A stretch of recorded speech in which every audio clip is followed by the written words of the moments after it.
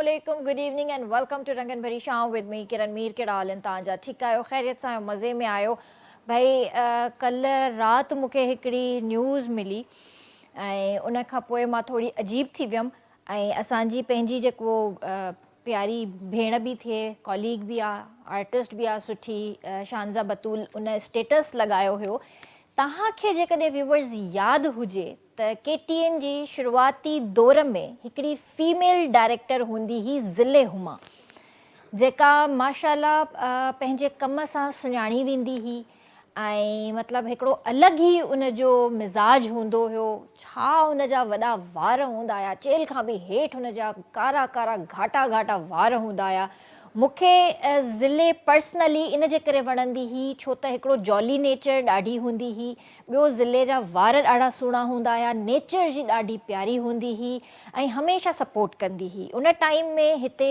असां जेको आहे प्रोग्राम कंदा हुआसीं इट्स आवर शो ऐं ड्रामनि में बि गॾु कमु कंदा हुआसीं त हिते काफ़ी स्टूडियो जा प्रोग्राम्स हूंदा हुआ जेका उहा डायरेक्ट कंदी हुई राति मां शानज़ा जो स्टेटस ॾिठो त दुआउनि में यादि रखिजो अल्लाह से मग़फ़रत करे ज़िले जी मां अजीब थी वियसि हिकिड़ो त तस्वीर पुराणी हुई ज़िले ऐं शानज़ा जी मां चयो शानज़ा मूंखे सही सही ॿुधाए चकर छा आहे छा थियो आहे चई त हिनजी डेथ थी वई आहे जुमे ते ऐं हिनजे हस्बैंड खां कॉल करे पुछियोसीं त उन ॿुधायो त हुनजी किडनी फेल थी वई वरी उनखे लिवर जो प्रॉब्लम थी वियो त उहो सर्वाइव न करे सघी सो असांजा जेके बि प्यारा दोस्त कॉलीग्स जेके बि आहिनि चवां थी न उहा ई ॻाल्हि कल्ह न्यूज़ ॿुधी ख़ालिद हफ़ीज़ साहब उन्हनि जी डेथ थी वई राति वरी मूंखे ख़बर पई त ज़िले हुमा हिन दुनिया में नाहे रही त मां थोड़ी अजीब थी वियसि त इन जे करे ही जेके रिश्ता हूंदा आहिनि ॾाढा क़ीमती ॾाढा प्यारा रिश्ता हूंदा आहिनि चाहे असां मीडिया में आहियूं चाहे मीडिया में न आहियूं चाहे असांजा पंहिंजा घर भाती हुजनि चाहे कोई बि इंसानी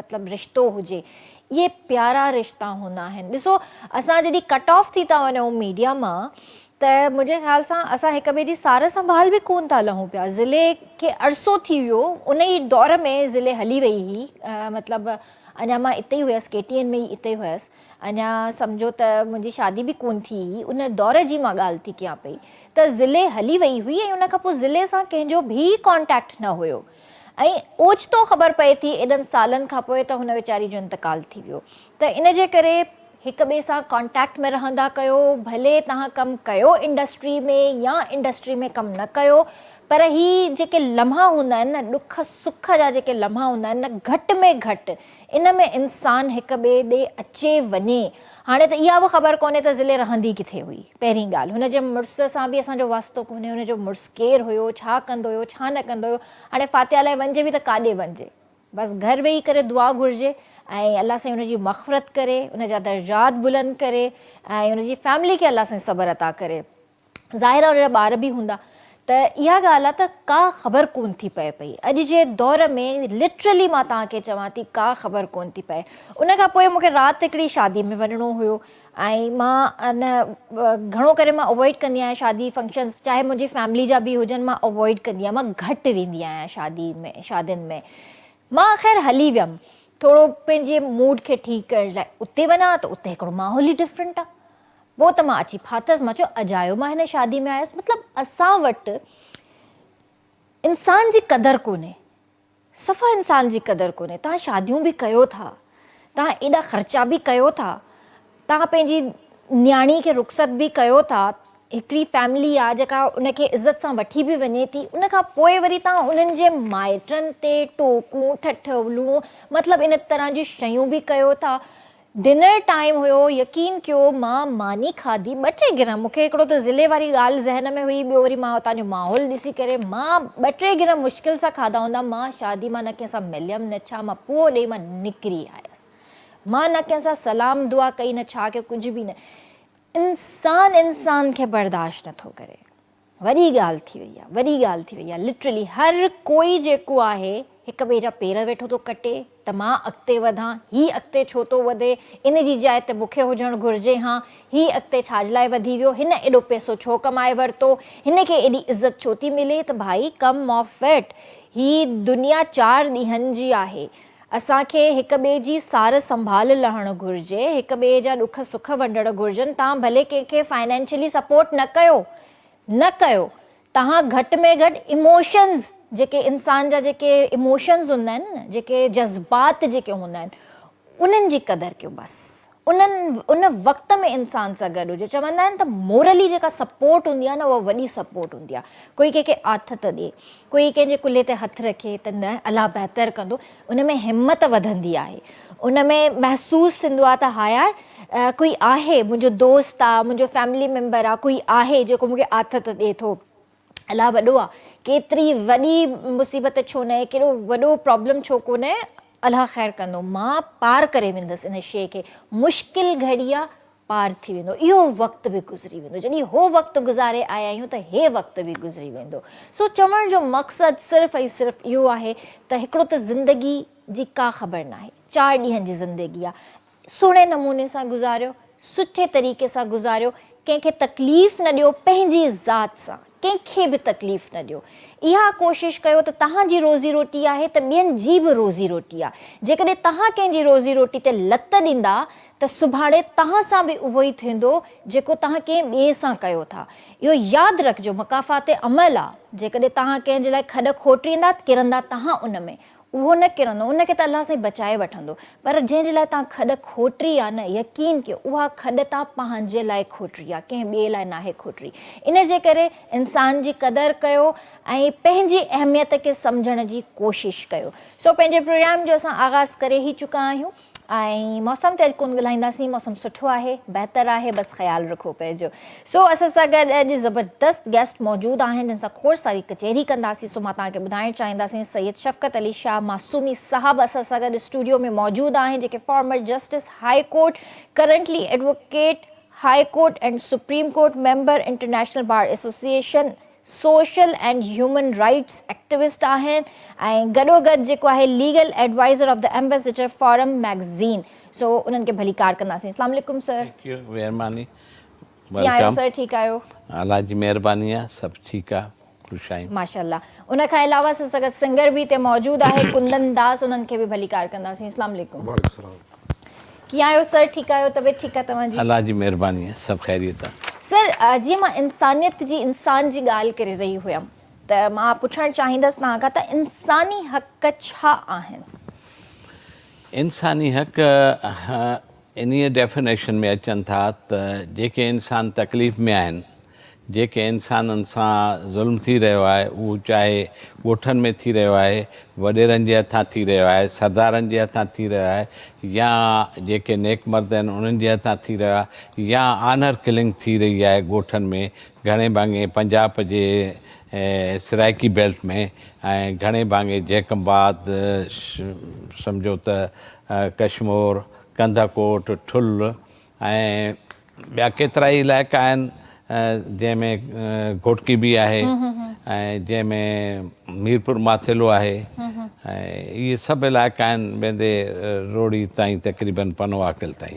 ऐं ॿिया बि इलाइक़ा आहिनि जेके हिन पासे ॾे बि आहिनि, जेके नवाबशाह जे पासे ॾे कुझु इलाइक़ा आहिनि जिते कुझु अहिड़ा ट्राइब्स आहिनि जेके औरतुनि खे इहो था सम्झनि त इहा असांजी प्रॉपर्टी आहे ऐं इन शादी छो कई।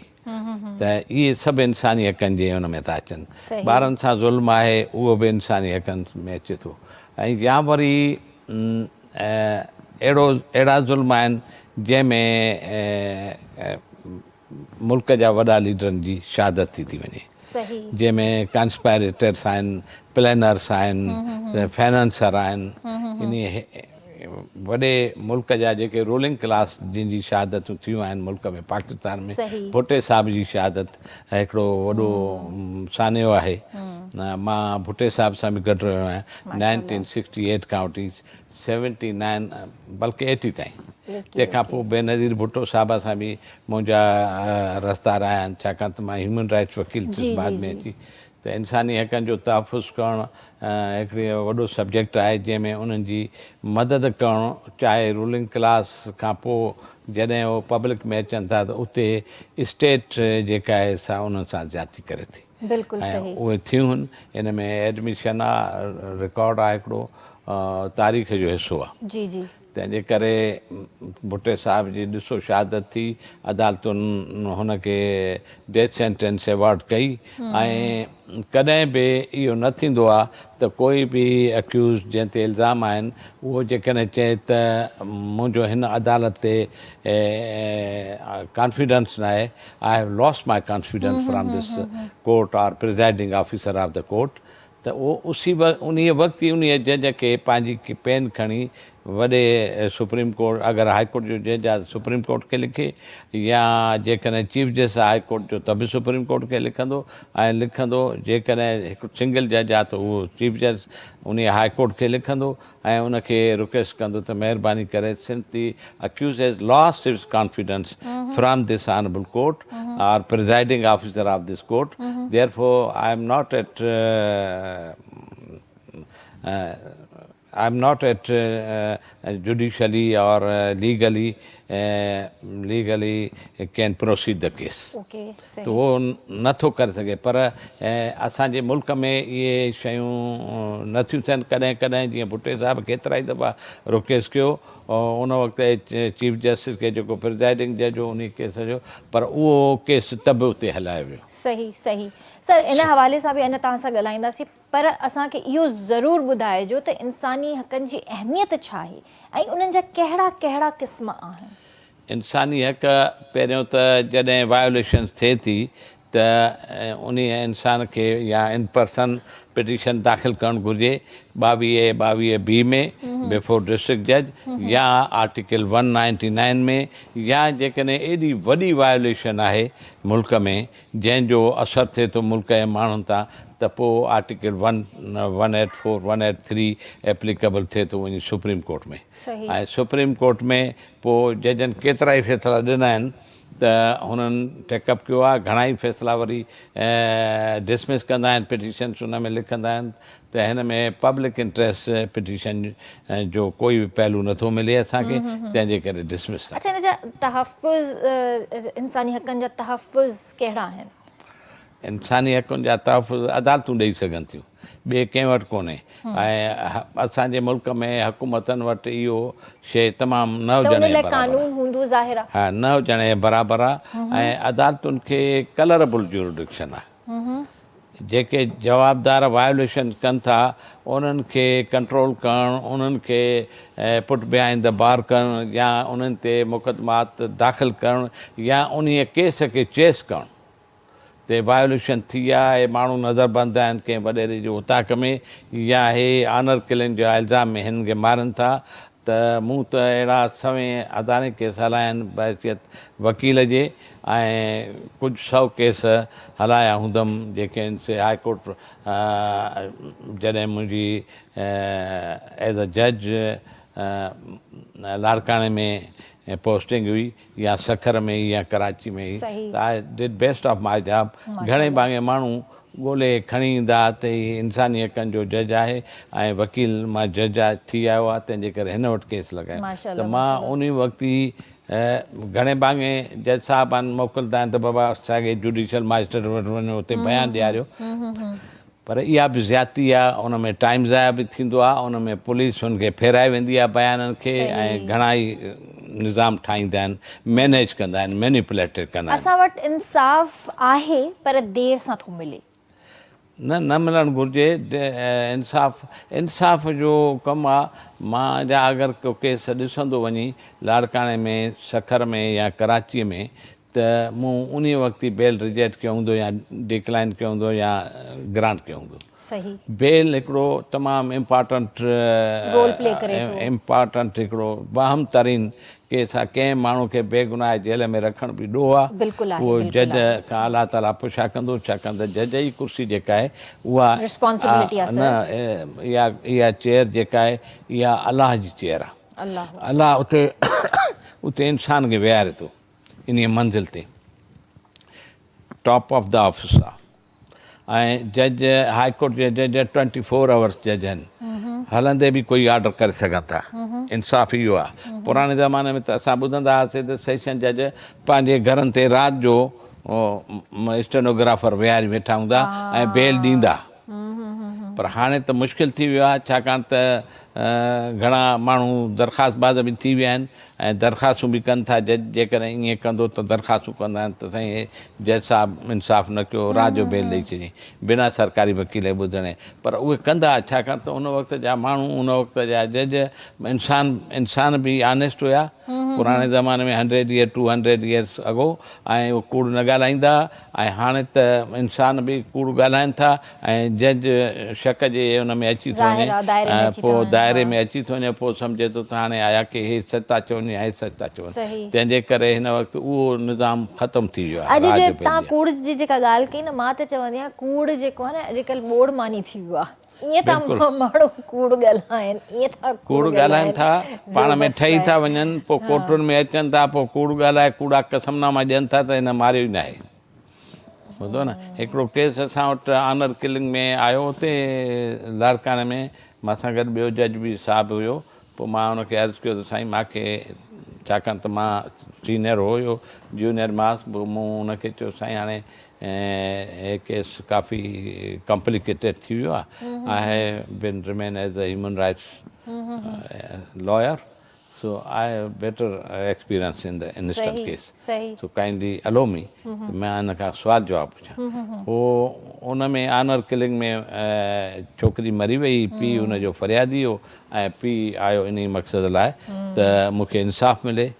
ऐं उन में हिकु ई शाहिद हुयो, वन विटनेस ओनली, जंहिं ते इल्ज़ाम हो त इन घर में त उनजे ईंदो वेंदो रिश्ता हुया, पर उन ते इल्ज़ाम हो त मुंहिंजी वाइफ सां करियल हो, तंहिंजे करे उहो भॼी वियो, मां हिनखे मारियो। पर हाणे उहो विटनेस हिकिड़ो हुयो ऐं विटनेस बाद में उहो फिरी वियो वॾेरनि सरदारनि जे फ़ैसिलनि जे करे, ऐं कोर्ट में अची चयईं त न साईं हिनखे त कंहिं चोर गरिया उहे मारे विया ऐं हे त उते हुयो ई कोन। ॿुधो न, हाणे इन जे चवण खां पोइ अक्यूट थी वियो।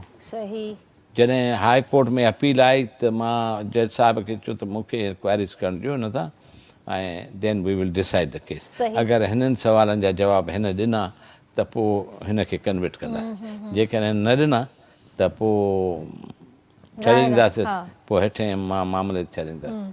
पोइ मां हुन खां पुछिया की बाबा ठीकु आहे, तो ते इल्ज़ाम हुयो, पोइ तूं हे फ़ैसिलो किथे कराए, हुन सरदार फलाणे वटि। पोइ मां चयो हुन फ़ैसिलो तव्हांजो जॾहिं कयो त उन वक़्तु छा थियो? चईं साईं फ़ैसिलो इहो थियो त मूंखे चईं त हिनखे एतिरो ॾंढु भर ॾे। बाबा मां चयो तूं कोर्ट में थो ॻाल्हाए? हा, चईं साईं हा साईं इहो थियो हो, पर हो अणपढ़ियल हो, हुन न सम्झो त कहिड़े ख़्याल सां था पुछनि मूंखां जज साहिबु। पोइ हुन खां ॻाल्हि इहा अची वई। पोइ मां चयो पोइ छा थियो? पोइ हुन फ़ैसिलो कयो त बाबा तूं हाणे बयानु ॿियो ॾिजांइ ऐं जीअं हिन जी जांच। पोइ छा थियो? पोइ चईं साईं मां वयुसि उते वॾेरे हुकूमत मूंखे हिन हो बि भरियनो किसास दिए ते त पैसा बि, पोइ मां बयानु फेरियासीं छॾाए, उते रिकॉर्ड कयोसीं सॼो, ऐं तंहिंखां पोइ हुनखे लाइफ इम्प्रिजनमेंट जी सज़ा। ओके सर, तव्हां सां अञा बि गुफ़्तगू करणी आहे। असां सां गॾु सिंगर बि मौजूदु आहिनि। कीअं आहियो भाउ, ठीकु आहियो? केतिरे अरसे खां पिया ॻायो? असां ॻायूं पिया दी ईअं सम्झो त 20 सालनि खां। अच्छा माशाल्लाह, सही। त कुझु एल्बम वग़ैरह बि कया अथव? खोड़ सारा। सही। ऐं कंहिंखां सिखिया वरिती आहे तव्हां? असांजो उस्तादु आहे शिकारपुर में, उस्तादु वरियल दास, हाणे मरहूम आहिनि। उहे ॾाढा ख़ान साहिबु क्लासिकल सिखिया ॾींदा हुआ, शास्त्रीय संगीत जा ॾाढा वॾा उस्ताद हुया। खोड़ सारा उन्हनि जा शागिर्द आहिनि सिंध में, 4 खां 500, के वॾे नाले वारा बि आहिनि। सही। उन्हनि जी वरसी बि असांजे उस्ताद जी मनाई बि आहे। सही सही सही। हींअर छा था ॿुधायो असांखे? हींअर तव्हांखे ॿुधायूं था, असां शाबान जो महीनो हली रहियो आहे त मौला अली जे क़सीदे सां शुरूआत कंदासीं। वाह वाह।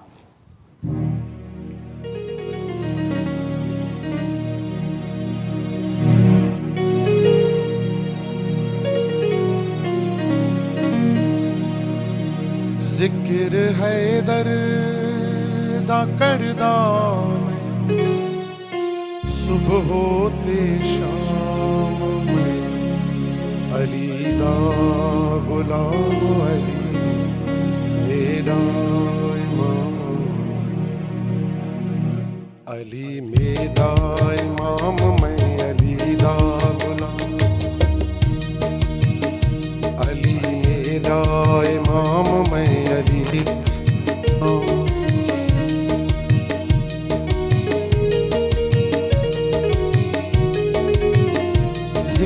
हैदर दा करदा मैं सुबह होते शाम मैं अली दा गुलाम अली मेरा इमाम अली मेरा इमाम मैं अली दा गुलाम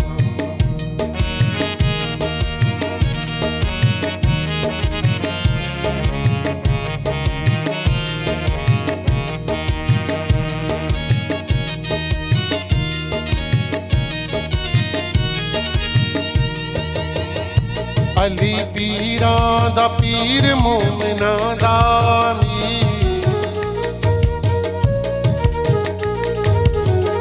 शेर यज़दान दा जेदी जन्नत जागीर ए नबी दा वज़ीर देसी को सरदा जाम मैं अली दा गुलाम अली मेरा इमाम गुलाम अली मेरा इमाम जिक्र हैदर दा करदा मैं सुबह होते शाम गुलाम अली मेरा इमाम मैं अली दा गुलाम अली मेरा इमाम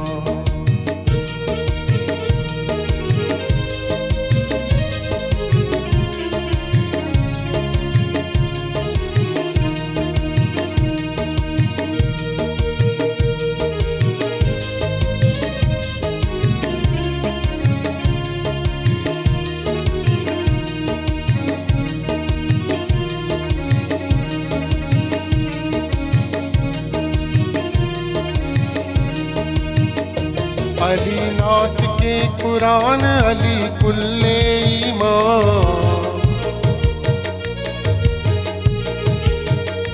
ए खुदा दा जलाल मोमिना दी शान अली अहमद दी जान मेरा उते सलाम मैं अली दा गुलाम अली मेरा इमाम मेरा इमाम मैं अली दा गुलाम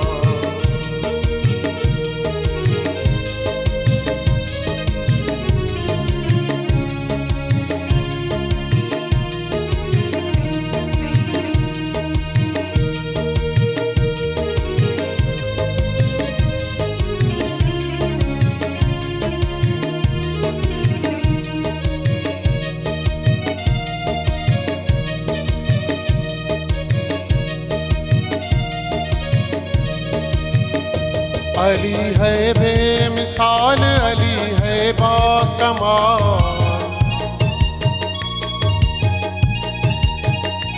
अली आला सरकार में दीवानी दाबार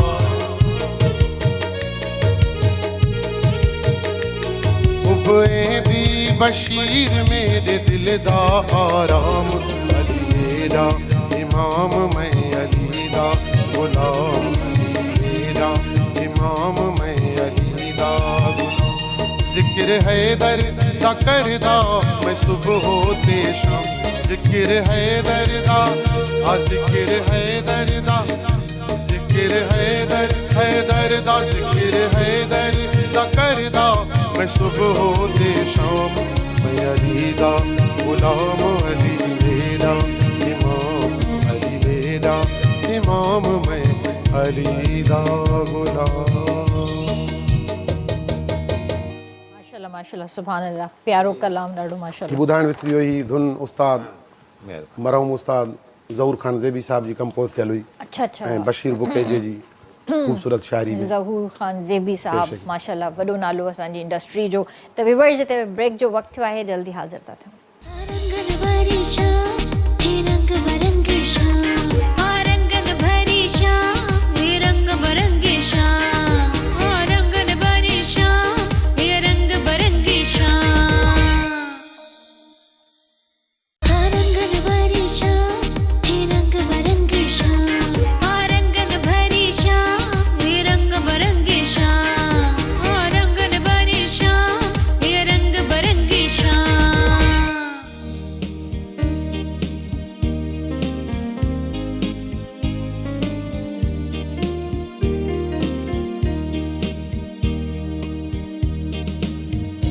ॿीहर तव्हांखे भलीकार कंदासीं रंगन भरी शाम में। तव्हां बि असांजे प्रोग्राम में शामिल थी सघो था, असांखे कॉल करे सघो था, नंबर मुंहिंजी स्क्रीन ते अची रहियो आहे।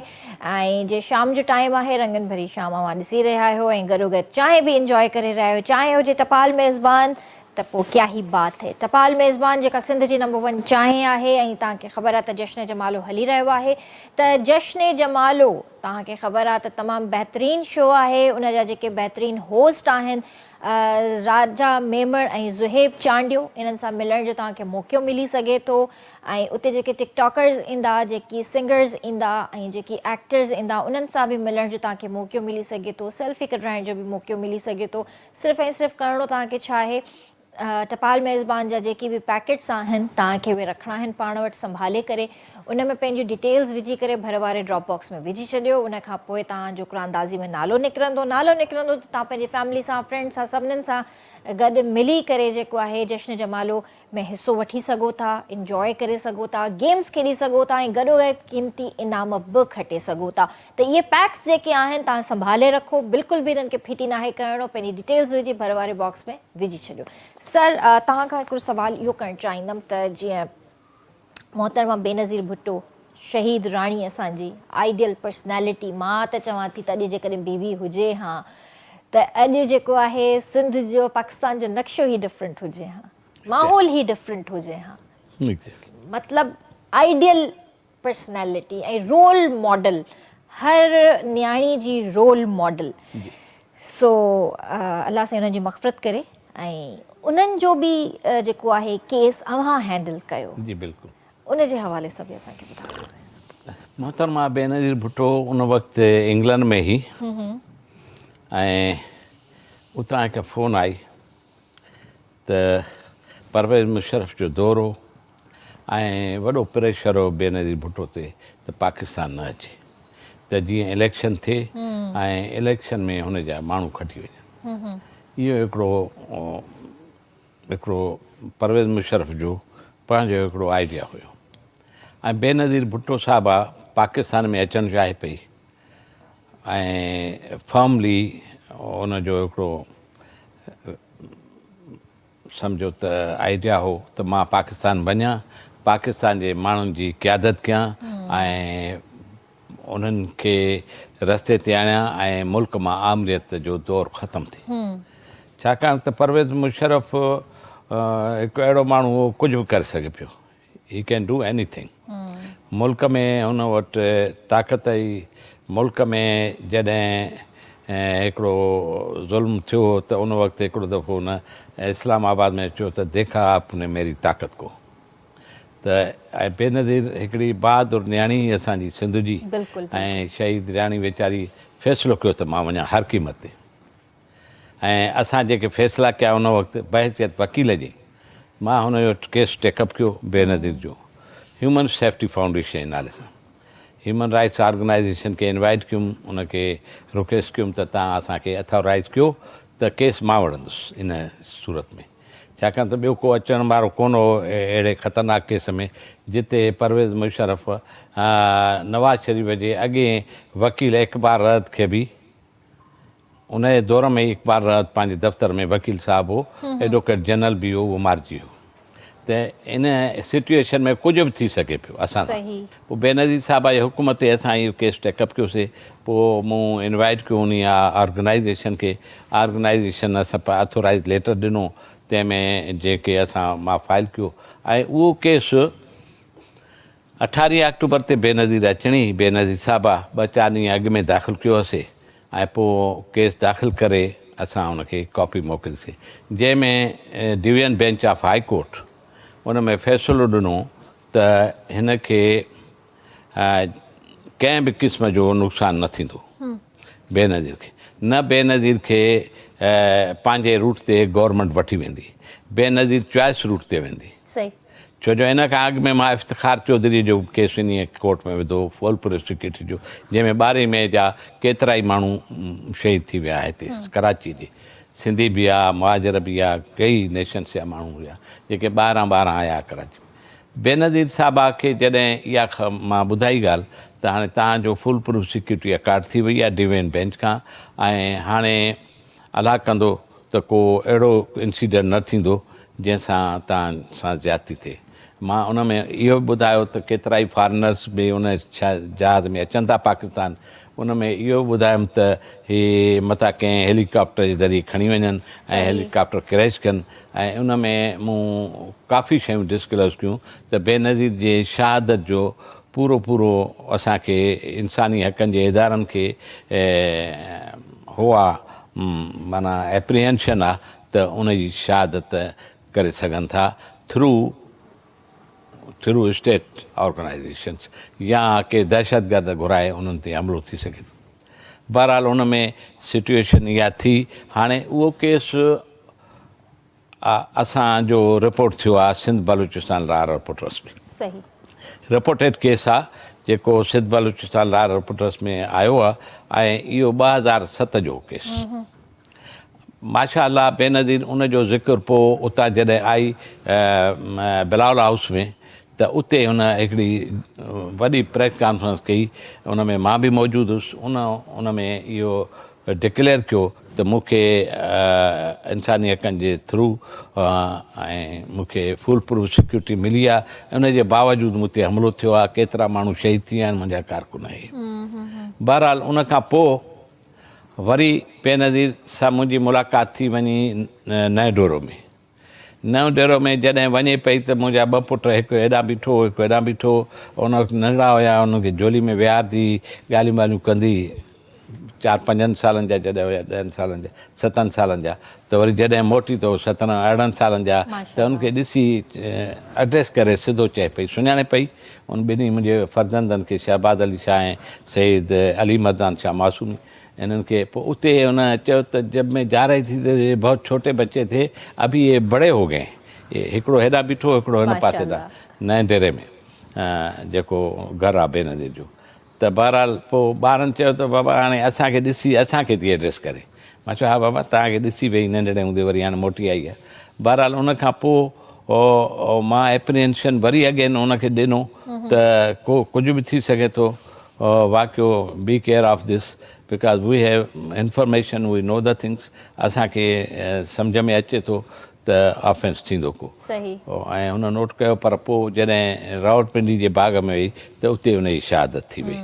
त मां I tried my level best. मां घणो ई कोशिशि कई त हिनखे खणी अचां रिकॉर्ड ते त खणी अचां छाकाणि त कोर्टुनि जा केस कोर्टुनि जा जजमेंट कॾहिं गुम न थींदियूं आहिनि। ॿियूं सभु शयूं हेठि मथे थी वियूं ज़बानी ॻाल्हियूं।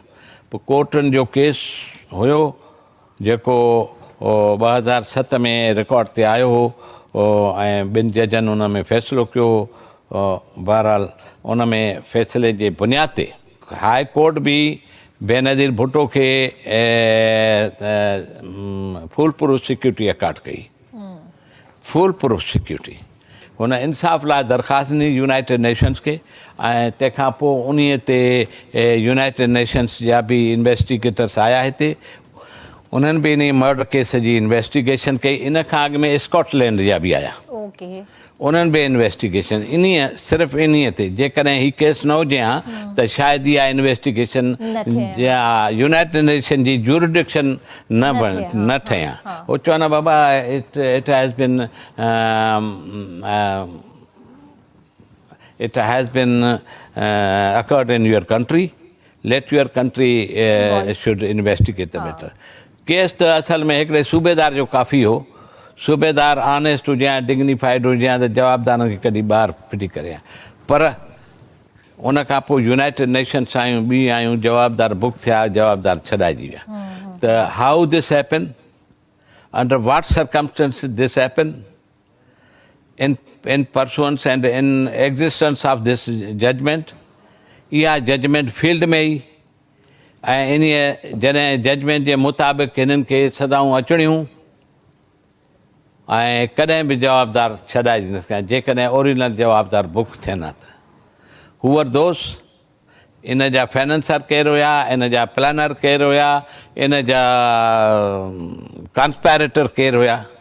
इहो हिकिड़ो वॾो मुल्क जो सानो हो। बिल्कुलु बसि असां हिते इहो ई चई सघूं था त अलाह त ॾिसे थो न।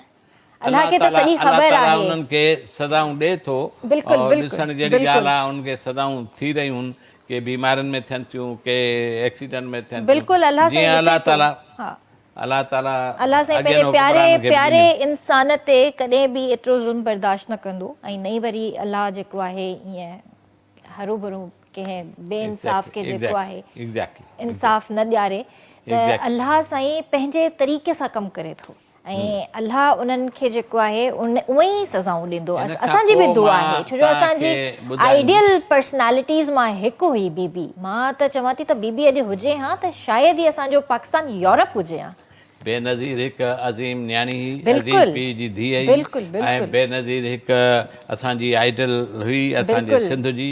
असांजी ऐं अम्मड़ हुई। बेनज़ीर हींअर मुल्क में हुजे हा त पाकिस्तान जो नक्शो ॿियो हुजे हा, बिल्कुलु ऐं सर, जंहिंजे बिल्कुलु। करे बैन अल-अक़वामी माण्हू ऐं मुल्क जे अंदरि जेके कॉन्स्पेरेटर्स आहिनि उन्हनि जे हथों इहा शहादत थी। बिल्कुलु बिल्कुलु सही ॻाल्हि ऐं अलाह साईं उन्हनि जी मग़फ़रत करे। मां त हमेशह उन्हनि खे एडमायर कंदी आहियां, मां हमेशह उन्हनि खे सोचींदी आहियां, उन्हनि जूं ॻाल्हियूं ॿुधंदी आहियां। कॾहिं कॾहिं काई न काई पोस्ट अची वेंदी आहे साम्हूं, या यूट्यूब ते या सोशल मीडिया ते कॾहिं बि काई अहिड़ी क्लिप अची वेंदी आहे त मां ॾिसंदी आहियां। मां चवंदी आहियां बहादुरी ॾिसो, इहा बहादुरी हुई हिकु औरत जे अंदरि जेका मर्दनि सां मुक़ाबिलो पई करे न, ऐं मतिलबु उहो फील ई न पई कराए त मां बि हिकु औरत आहियां। उहो चवे पई त भई तव्हां मुंहिंजे बचनि ते ज़ुल्म न कयो। मूंखे यादि आहे त हिकिड़े दफ़े धारेजो साहिबु आहे, असांजो MNA रहियो आहे, MPA बि। उन हिकिड़ो दफ़ो बेनज़ीर सां मुलाक़ात कई यूनाइटेड स्टेट्स में, ऐं मुलाक़ात थियण खां पोइ उहो पाण खे उन ॿुधायो त मां पीपल्स पार्टी जो आहियां, पीपल्स पार्टी जो आहियां। ऐं पोइ बेनज़ीर पुछियुसि त तूं मुंहिंजे जेको मार्शल लॉ सां face to face Sukkur region में आहे शफ़क़त अली सां हुन वक़्तु मां स्टूडेंट लीडर हुउसि ऐं मां लॉ में पढ़ंदो हुउसि, त उनखे तूं सुञाणंदो आहे? पोइ हुन चयो त मां त न सुञाणंदो आहियां, मां त हिते रहंदो आहियां। पोइ उन अची मूंखे उन बि ॿुधायो, बेनज़ीर ॿुधायो त हे मां सां मिलियो सखर जो, त इन मां ज़ाहिर थियो थिए त उन बेनज़ीर जी हिकिड़ी असां सां रिश्तो हो, रिश्तो हो, एहतराम जो रिश्तो हो, ऐं हुनजी पार्टी लीडर जो। बेनज़ीर खे असल में मां त भुट्टो साहिब खे हिकिड़ो अलाह जो मोकिलियल अज़ीम इंसान सम्झंदो, देवता सम्झंदो, मालिक मोकिलियो आहे हिनखे। ऐं ॿियो हिनखे मां बेनज़ीर खे देवी सम्झंदो ऐं उहो हमेशह काफ़ी ॻाल्हियूं मां सां शेयर बि कंदी, मां सां मशवरो बि कंदी। ऐं मूंखे यादि आहे त कॾहिं उहो पीपल पार्टी उन वक़्तु जा जेके बि माण्हू हुया, अगरि उहो को मुंहिंजे ख़िलाफ़ु ॻाल्हायो हूंदो उन कंहिं, त उनखे शटअप कॉल ॾिनी हूंदी ऐं मूंखे पाण ॿुधाईंदी, अहिड़ी ॻाल्हियूं ॿुधाईंदी त मां की अगरि तुंहिंजे ख़िलाफ़ु को ॻाल्हाईंदो बि आहे त मां उन ॿुधण गवारा न मां, छाकाणि त मां हुनजो पीपल्स पार्टीअ में यंग एज में, आई वॉज़ वेरी यंग, मां 23-24 सालनि जो हुउसि, नई मुंहिंजी शादी थी हुयमि त मां भुट्टे साहिब जे दौर जो, ऐं भुट्टो साहिबु शायदि मुंहिंजी पारत बि करे वियो हुजे बेनज़ीर खे जेल में, छो जो मां जेल में जॾहिं हूंदो हुउसि डिटेंशन में, त मां ख़त हरूभरू मोकिले छॾंदो हुउसि भुट्टे साहिब खे उते कोटलखपत जेल में। त उहो ख़त में त कुझु न हूंदो, सिर्फ़ु ईद मुबारकूं या हे हो, त जेके उन वक़्त जा इंटेलिजेंस वारा हूंदा या उहे ख़त काॾे गुम कंदा, सो हुनखे ॾींदा, शायदि नालो पढ़ंदो बसि, जेकॾहिं का ग़लति लिखां त उहो गुम करे छॾींदा। सर हिते जेको आहे गानो बि इंजॉय करे वठूं, छो त ज़ाहिरा सिंगर बि असां सां गॾु आहिनि, उहे बि तव्हां सां ॻाल्हियूं करणियूं आहिनि। महिरबानी, तव्हां असांखे इम्प्रेस कयो आहे, तव्हां हज़रत अली अलैहिस्सलाम जे शान में। माशाल्लाह माशाल्लाह। हीअं छा पिया ॿुधायो असांखे?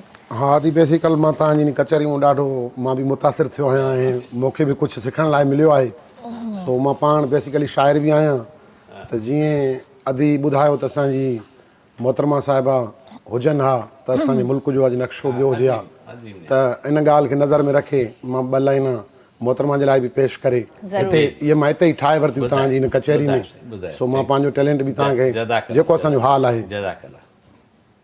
अगर होती मोहतरमा बेनज़ीर, अगर होती मोहतरमा बेनज़ीर तो हमारे मुल्क की बदल जाती तकदीर। वाह वाह, माशाल्लाह। सो ये सोनो कलाम।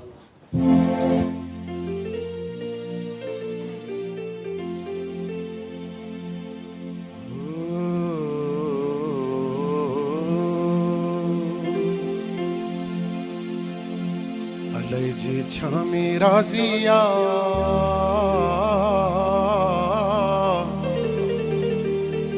अलाए जे कंहिंसां राज़िया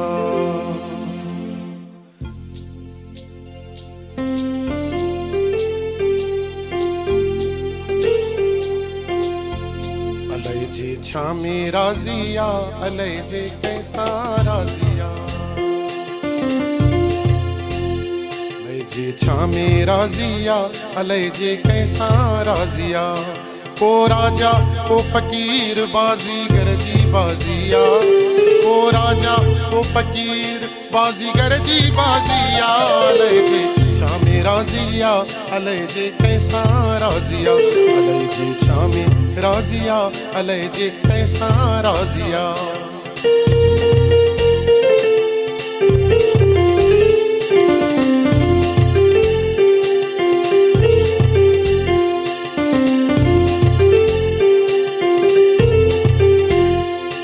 कंहिंखे लख ॾेई थो लाल करे कंहिंखे कख ॾेई कंगाल करे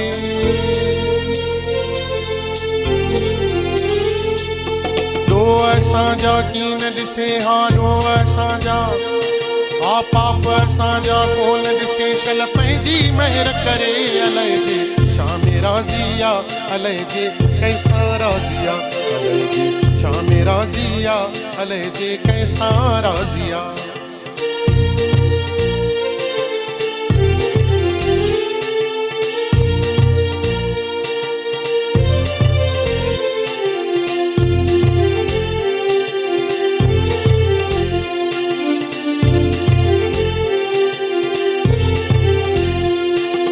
ॾकंदो रहो हरदम उन खां जो कंहिंखां की न डरे ॾकंदो रहो ॾकंदो रहो हरदम उन खां जो कंहिंखां की न डरे ॾकंदो रहो हरदम उन खां जो कंहिंखां की न डरे ज़ालिम ज़ुल्म हाकिम हुक्म हलाए विया विया ज़ालिम ज़ुल्म करे अलाए जे छामे राज़िया अलाए जे कंहिंसां राज़िया अलाए जे छामे राज़िया अलाए जे कंहिंसां राज़िया को राजा को फ़कीर बाज़ीगर जी बाज़िया अलाए जे छामे राज़िया अलाए जे कंहिंसां राज़िया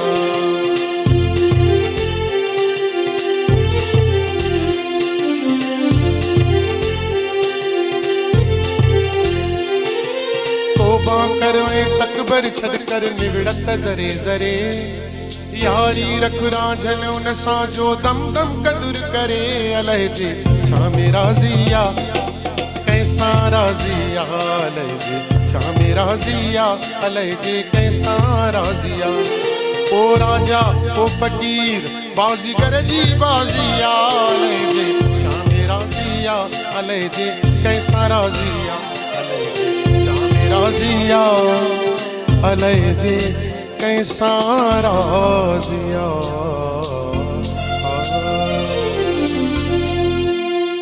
वाह वाह माशाल्लाह सुठो परफॉर्म कयो तव्हां बि पर असांजो जेको म्यूज़िशियन आहे इनायत अली बुरड़ो मां इनायत भाउ लाइ इहो चवणु चाहींदसि इनायत भाउ माशाल्लाह अॼु तव्हां सफ़ा डिफरेंट म्यूज़िक असांखे ॿुधाई आहे ज़बरदस्त मूंखे ॾाढी वणी पर्सनली मूंखे ॾाढी वणी ज़बरदस्त वेरी नाइस सो हिते वठंदासीं ब्रेक ऐं जल्दी हाज़िर था थियूं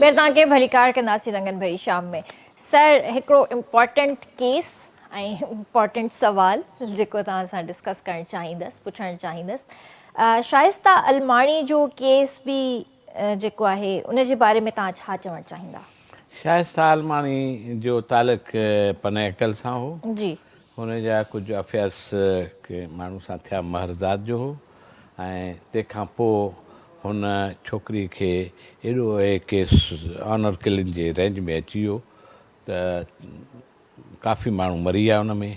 उन वक़्तु हिकिड़ो ख़ुदि आलमानी पुराणो हिकिड़ो डेक्वाइट हूंदो हो जेको सखर जेल में बि कन्फाइन रहियो। तंहिंखां पोइ जॾहिं रिहा थी ॿाहिरि आयो त हिनखे इशू ठाहे छॾियो ऑनर किलिंग जो। त हिकु बलोचानी आहे ऐं उन सां महर की शादी कई आहे, छो कई आहे। उन खां पोइ इहे काफ़ी माण्हू उन में मुआ त क़बाइली तकरार थी विया आलमाननि महरनि जा ऐं उहो हलंदो रहियो। पोइ मूं उहो केस उन वक़्तु मां वकील प्रैक्टिस कंदो हुउसि ऐं नौजवानी हुई ऐं मां इंसानी हक़नि जा केस खणंदो हुउसि। पोइ मूं उहो केस सखर बेंच में फाइल कयो इंटरनेशनल ह्यूमन राइट्स जे तरफ़ खां। सही। हा, उन्हनि खां मूं रिक्विज़िट घुराई त इंसानी हक़नि जो केस आहे, हिन में छोकिरी मरी वेंदी, हिन जा मिट माइट काफ़ी मरी विया आहिनि, हुननि जा बि मरी विया आहिनि। तंहिंजे करे हिनखे असांखे परमिशन जो अकॉर्ड कयो ऐं परमिशन अकॉर्ड थी आई। पोइ असां केस सखर बेंच में विधोसीं। सखर बेंच छोकिरीअ खे घुराए पंहिंजे तहफ़ुज़ में वरितो। सही। जस्टिस अलवी हो। उन वठण खां पोइ उनखे चयो त तूं काॾे वेंदीअ बाबा, को मिट माइट आहे तुंहिंजो। पोइ उनखे छोकिरी खे मोकिलियो वियो, भेण रहंदी हुअसि हैदराबाद में, ओॾे मोकिलियो। पर उन्हनि बि दरवाज़ा बंदि करे छॾिया त मतां असांखे अची आलमाणी ख़ुदि आलमाणी जा माण्हू मारे वञनि। तंहिंजे करे एक कारी डिक्लेयर थी आहे, उन दरवाज़ा बंदि करे छॾिया। वरी मोटी आई सीए में, पुलिस हुनखे खणी वई, ॾकणी लॻी पई। गाॾी ओपन हुई पुलिस जी वैन, वरी मोटाए खणी आया सुबुह जो। पोइ मां हुनखे रिक्वेस्ट कयो जज खे अलवी खे, त मां चयो साईं हिनखे कराची मोकिलियो ऐं कराची में काफ़ी फलाही इदारा आहिनि ह्यूमन राइट्स जा, उते हिनखे रहाईंदा।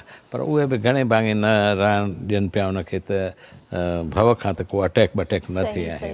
पोइ हिनखे मां वरी कराची में अची रिक्वेस्ट कयो जजनि खे त हिनखे कराचीअ जे गार्डन में जेको आहे पुलिस हेडक्वार्टर, उन में हिकिड़ो हिनखे DSP साहिब जो घरु हुयो, उहो ख़ाली कराए हुनखे ॾिनोसीं, जंहिंमें हुनजा पीउ माउ बि अची रहनि पिया, हुते रहिया पिया। तंहिंखां पोइ अॻिते हली इहो केस हलियो, प्रोसीड थियो हिते। ऐं इन खां पोइ नॉर्वे जा ह्यूमन राइट्स जी हिकिड़ी ऑर्गेनाइज़ेशन आई, उन अप्रोच कई। पोइ उन्हनि चयो त असां हिनखे पंहिंजे ख़राजात ते टिकेटूं वग़ैरह सभु शयूं करे मोकिलींदासीं। हिन जी शादी त अॻु में थियल हुई, पर हिननि खां पोइ लिखाईंदा छोकिरे खां त मां डाइवोर्स ॾेई छॾी आहे। पर डाइवोर्स जे एम्बेट में न पियो अचे उहो, त बाय फोर्स लिखाइणु।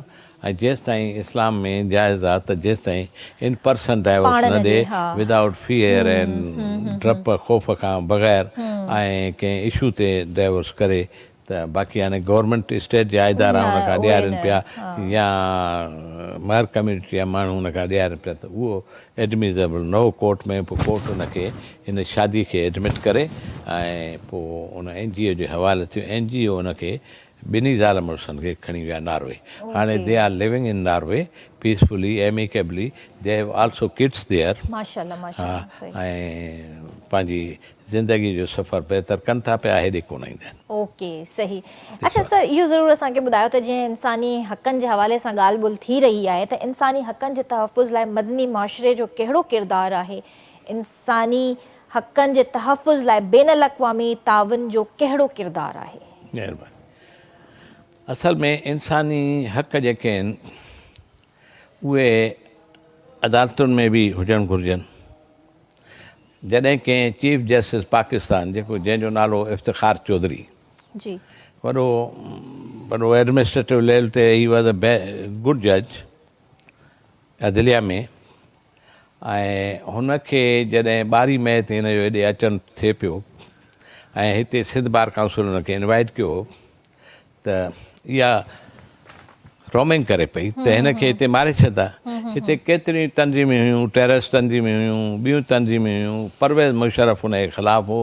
परवेज़ मुशर्रफ जा अलाए कहिड़ा मनसूबा, त कीअं हिनखे मारण सां मामिलो हल थी वेंदो, शायदि उहो सम्झंदो हूंदो। त तहरीक जेका आहे वकीलनि जी हिकिड़ी वॾी बैन अल-अक़वामी तहरीक बि हले पई ऐं पाकिस्तान लेवल ते त तमामु वॾी लेवल ते, तमामु वॾी लेवल ते। ऐं ईअं सम्झो त उनखां उहो ख़ौफ़ज़दा थी वियो जनरल परवेज़ मुशर्रफ। ऐं पोइ हुन इहो तइ कयो त हिन खे छा कजे, कीअं कयूं, हुन जो फ़ैसिलो कयूं कीअं। बहरहाल हुन कराची हाई कोर्ट बार में अचण जो फ़ैसिलो कयो। उतां सीनियर वकीलनि सां जहाज़ में बोर्ड थियो अचण लाइ, ऐं उन खां अॻु में मूं हिते पिटीशन फाइल कई। सही। इन खां अॻु में 12 मई खां अॻु में 12 मई खां अॻु में पिटीशन फाइल थी थिए, ऐं उन पिटीशन में उहा पिटीशन वरी इंटरनेशनल ह्यूमन राइट्स जे तरफ़ कई। मां उन खां वकालतनामो बि घुरायो, परमिशन बि घुराई, मूं फाइल बि कई। सही। पोइ 2 ॾींहं खां अॻु में जस्टिस चीफ जस्टिस हो सरमद जलाल उस्मानी, उन पुछा कई त हिते हुन जे 12 मई जे अचण खां अॻु में त हिकिड़ी ॿी पिटीशन फाइल थी आहे हिते, उहा किथे आहे जंहिंमें मां फ़ैसिलो कयो आहे। त उहा पिटीशन टेकअप थी त मां हुनखे चयो त साईं he will be murdered, either he will be murder on the road side ते हिनखे मारे छॾंदा इफ्तिखार चौधरी खे, या हिनखे हेलीकॉप्टर में टेकअप कंदा, उनखे उन में हेठां को हणंदसि स्टिंगर मीज़ाइल त हिनखे मारे छॾंदा, पोइ ही विल बी किल्ड। देन हिन खां वॾो नाइंसाफ़ी ऐं ज़ुल्म ऐं ह्यूमन राइट्स वायोलेशन कहिड़ी चइबी सही।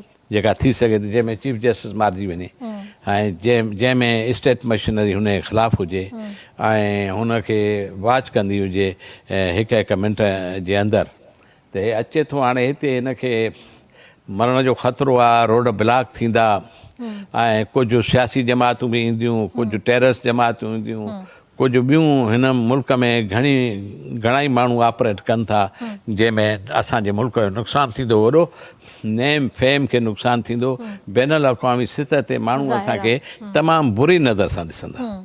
तंहिंजे करे महिरबानी करे हिन केस खे इमीडिएटली टेकअप कयो, अर्जेंसी फाइल करे मां हुन वटि दाख़िल कयो। हुन 2 कलाक खनि ॿुधी सरकारी वकीलनि खे, सरकारी वकील चए साईं मां पुछा कयां त वरी मोटी चए अञा ताईं साईं मुंहिंजो फ़ोन कोई नथो खणे पियो। बहरहाल आख़िर में हुन चयो त आर्ग्यूमेंट थी विया। उन में जस्टिस सरमद जलाल उस्मानी साहिबु हो ऐं मिस्टर जस्टिस अली ॾिनो साईं मैथल हो डिवीज़न बेंच में। मां हुनखे सॼी नैरेट करे ॿुधाई, साईं असांजे बि जान खे ख़तरो आहे ऐं महिरबानी करे असांखे फुल प्रूफ सिक्योरिटी ॾियो, ऐं हिन जे अचण वक़्तु हिन जो निज़ाम हिकिड़ो ठाहियो।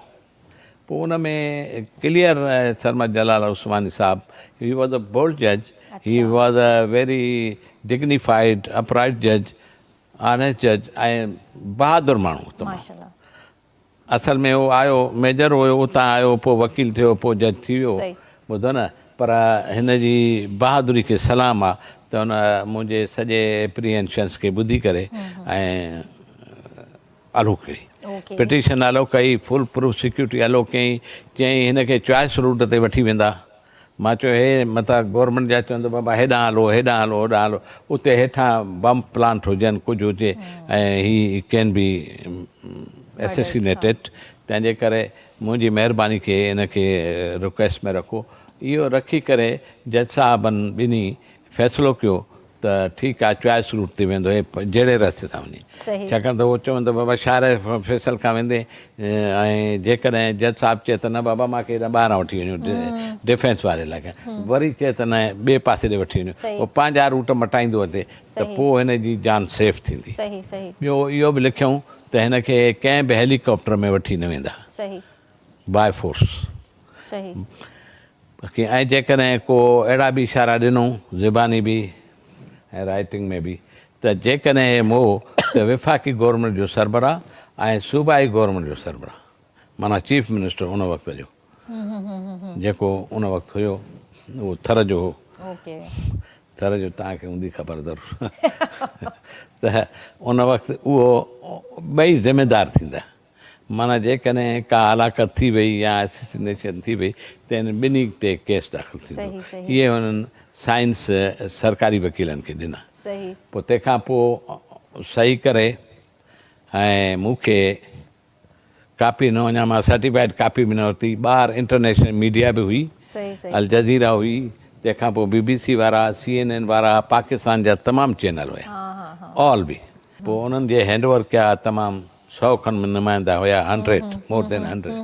It was a great judgment of the Honorable High Court, led by Mr. Justice Sarmat Jalal Usmani. सही जंहिं इहा बोल्ड जजमेंट ॾिनी उन वक़्तु माण्हू त डिॼंदा आहिनि ज़ाहिर जेके आहे, ज़ाहिर आहे, अचनि इन्हनि था cases रूलर खां, अचनि हा, था हा।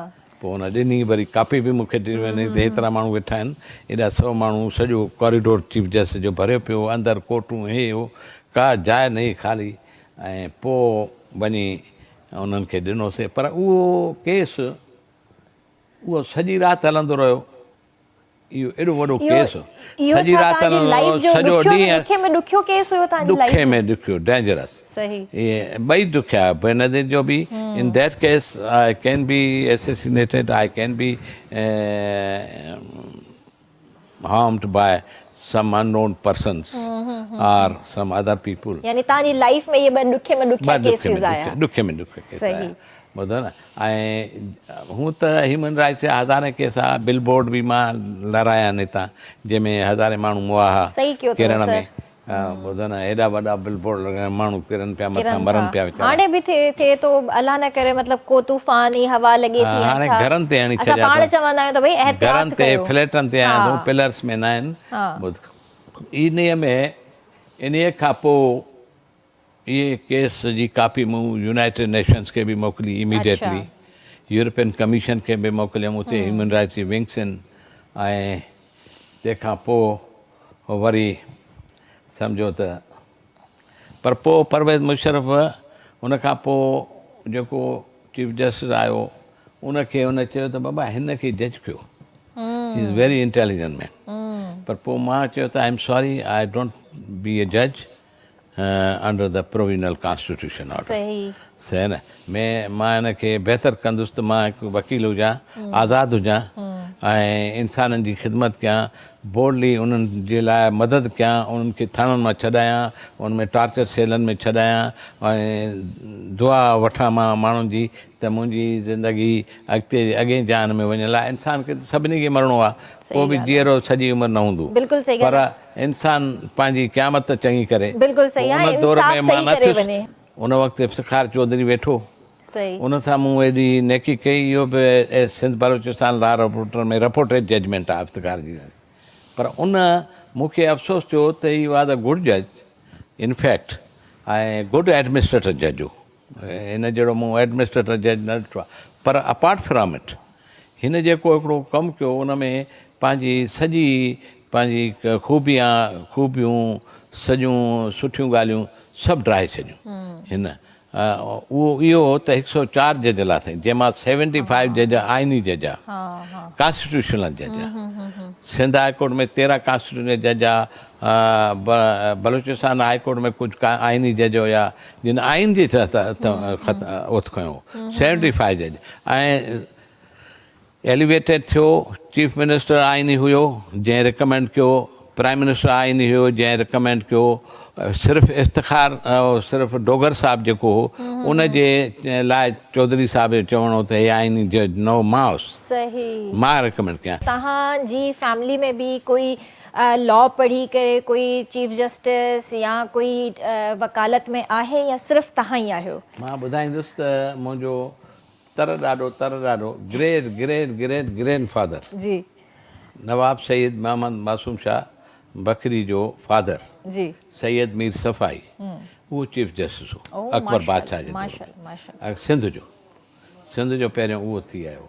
ऐं उनखे उन वक़्तु शेखुल इस्लाम चवंदा हुआ चीफ जस्टिस, जीअं टर्की में चवंदा आहिनि शेखुल इस्लाम। त असांजो परॾाॾो सईद मीर तरॾाॾो सईद मीर सफ़ाई was chief justice in this. ऐं तंहिंखां पोइ वरी ॾाढो खे मासूम शाह खे अकबर बादशाह जे पुटु जहांगीर, किंग जहांगीर, उन हेॾे माउ जी दरख़्वास्त ते उन चयो मुंहिंजो पुटु 10 सालनि खां मूं न ॾिठो आहे, तंहिंजे करे तव्हांजी हुकूमत में को इंसाफ़ आहे ई कोन, ओझल आहे मुंहिंजो पुटु 10 सालनि खां ओझल आहे ऐं एज़ अ जनरल कमु थो करे, जनरल बि कमु थो करे, एडवाइज़र बि कमु थो करे, सलाहकार बि कमु थो करे।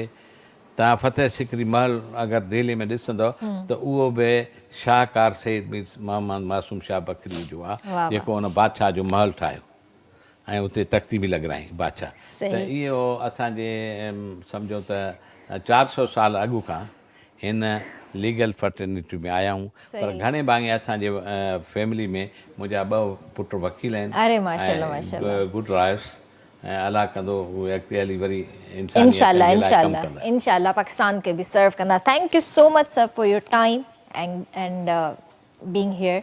ॾाढी सुठी कचेरी रही तव्हां सां ऐं असांजी दुआऊं नेक तमन्नाऊं तव्हां सां गॾु आहिनि। दुआ आहे त अलाह साईं तव्हांखे सिहत ऐं तंदुरुस्ती वारी ज़िंदगी अता करे। ईअं ई पाकिस्तान जे मुस्तक़बिल ऐं पाकिस्तान जी यूथ लाइ पाकिस्तान जे माण्हुनि जे लाइ सोचींदा रहो। अलाह साईं तव्हांखे पंहिंजे ज़ुबान में रखे। कोई लास्ट में मैसेज ॾियणु चाहींदव? I am grateful to your lady who have given opportunity to me Thank you, to sir. address you here and such Jazakallah. crucial and hidden facts Yes. of the history. These are hidden facts of the history. Yes. Benazir Bhutto's brutal murder, hidden facts of this. Shaista आलमानी जो issue असांजो corps issue आहे सिंध जो, सिंध जे माण्हुनि जो जिते रोज़ानो इहे honour killing dose था थियनि। ऐं thank you very much to thank you sir, End thank you of the so day. Much, thank you so much. वेंदे वेंदे तव्हांखे गानो ॿुधंदासीं। जी व्यूवर्स, आई होप त तव्हांखे शो पसंदि आयो हूंदो ऐं इनशाअल्लाह तव्हां सां सुभाणे मुलाक़ात कंदासीं। तेसीं ताईं पंहिंजे प्यारनि जो तमामु घणो ख़्यालु रखिजो। मूंखे RBS जी पूरी टीम खे ॾींदा इजाज़त। अल्लाह हाफ़िज़।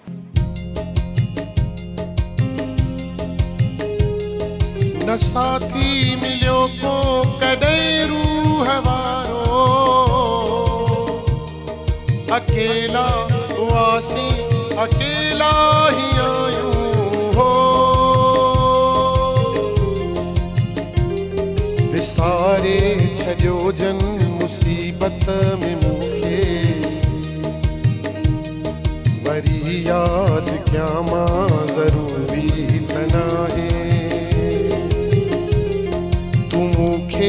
वणी तो इहा ॻाल्हि बि आहे,